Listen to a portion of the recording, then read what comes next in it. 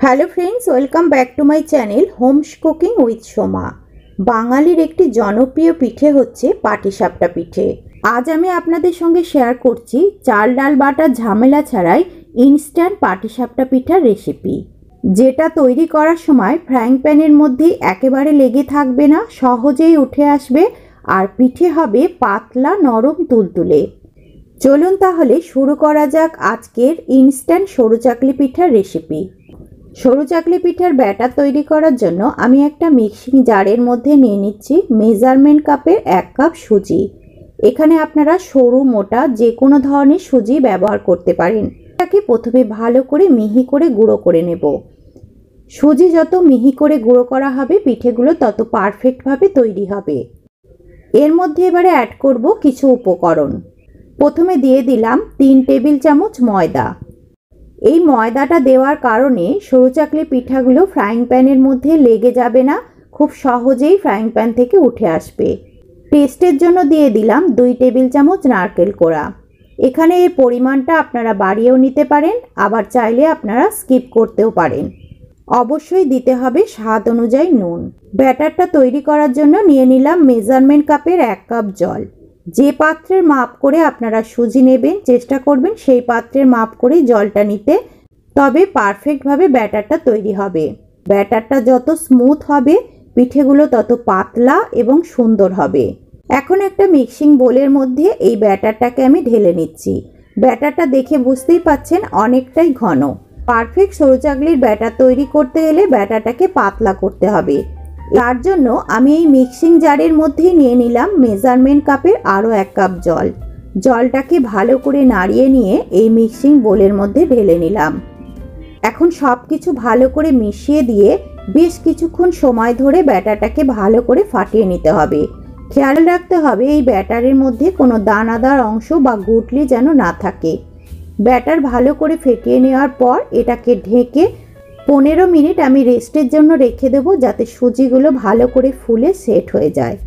ফিরে এলাম 15 মিনিট পর। ব্যাটারের ঢাকাটাকে আমি খুলে নিলাম। এখন সুজিগুলো অনেকটাই ফুলে গিয়ে ব্যাটারটাকে একটু ঘন করে দিয়েছে। তার জন্য আমি এখানে আরও 2 টেবিল চামচ পরিমাণ জল দিয়ে ব্যাটারটাকে পারফেক্টভাবে তৈরি করে নিলাম। সব কিছু ভালো করে আরও একবার মিশিয়ে দিয়ে ব্যাটারটাকে ফেটিয়ে নিলাম। এবার চলে এলাম সরু চাকলি পিঠাগুলো তৈরি করার পদ্ধতিতে। প্রথমে একটা ফ্রাইং প্যান গ্যাস ওভেনের মধ্যে বসিয়ে ভালো করে গরম করে নিতে হবে। তারপর এর মধ্যে সামান্য পরিমাণ তেল ভালো করে ব্রাশ করে দিতে হবে। আর অবশ্যই তেলটাকে একটা টিস্যু পেপার কিংবা শুকনো কাপড় দিয়ে ভালো করে মুছে দিতে হবে, যাতে সরু চাকলির ব্যাটারটা খুব ভালোভাবে ফ্রাইং প্যানের মধ্যে ছড়ানো যায়। এখানে আরও একটা কথা বলে দিই, প্রত্যেকবার সরু চাকলি পিঠাগুলো তৈরি করার সময় ব্যাটারটাকে অবশ্যই এইভাবে একটু নাড়িয়ে নিতে হবে। 1 হাতা ব্যাটার ফ্রাইং প্যানের মধ্যে দিয়ে দেওয়ার পর ফ্রাইং প্যানের হাতল ধরে এভাবে একটু ঘুরিয়ে চারিদিকে ব্যাটারটাকে ছড়িয়ে দিতে হবে। ব্যাটার যত পাতলাভাবে ছড়িয়ে দিতে পারবেন সরু চাকলি পিঠেগুলো তত পাতলাভাবে তৈরি হবে। ব্যাটারটা ছড়িয়ে দেওয়ার কয়েক সেকেন্ড পর থেকেই ওপরে সারফেসটা শুকোতে আরম্ভ করবে। পুরো সারফেসটা যখন শুকিয়ে যাবে তখন হাত দিয়ে এইভাবে সরু চাকলিটাকে তুলে নিতে হবে। দেখুন কত সহজেই পারফেক্টভাবে সরু চাকলি পিঠে তৈরি হয়ে গেল। এখানে আরও একটা পিঠে আপনাদের তৈরি করে দেখিয়ে দিচ্ছি। প্রথমে তেলটাকে ব্রাশ করে তারপর টিস্যু পেপার দিয়ে ভালো করে মুছে দিলাম। তারপর 1 হাতা ব্যাটার দিয়ে হাতল ধরে এইভাবে ঘুরিয়ে ব্যাটারটাকে ছড়িয়ে দিলাম। প্রথম থেকে শেষ পর্যন্ত অবশ্যই গ্যাসের ফ্লেমটাকে লো টু মিডিয়ামে রেখে দেবেন, তবেই পিঠেগুলো এরকম পারফেক্টভাবে তৈরি হবে। বাকি পিঠেগুলো আমি এরকমভাবে তৈরি করে নিয়ে খেজুরের গুড়ের সঙ্গে পরিবেশন করলাম। আপনারাও এরকমভাবে ব্যাটার তৈরি করে যদি সরু চাকলি পিঠে তৈরি করেন তাহলে পারফেক্টভাবেই সরু চাকলি পিঠেগুলো তৈরি হবে। আজকে আমার এই রেসিপি আপনাদের কেমন লাগলো অবশ্যই জানাবেন।